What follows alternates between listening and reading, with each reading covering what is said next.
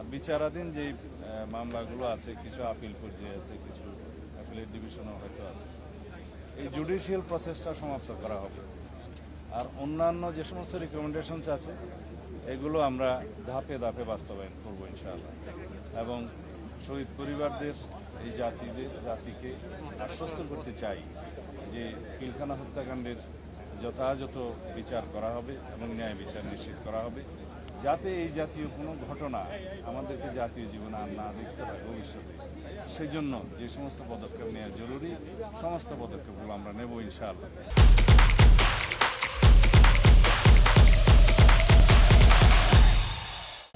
বাংলাদেশের স্বাধীনতা সার্বভৌমত্বের প্রতি হুমকি ছিল একটি ঘটনা, এবং বাংলাদেশের সেনাবাহিনীকে আন্ডারমাইন করা বা দুর্বল করা এটা একটা লক্ষ্য ছিল।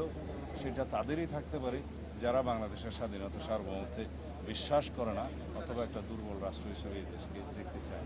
ধন্যবাদ। মাননীয় মন্ত্রী নিয়ে আমি মন্ত্রণালয়ে আমাদের সংশ্লিষ্ট সবাইকে নিয়ে আলাপ আলোচনা করে পরে আপনাদের সাথে কথা বলব।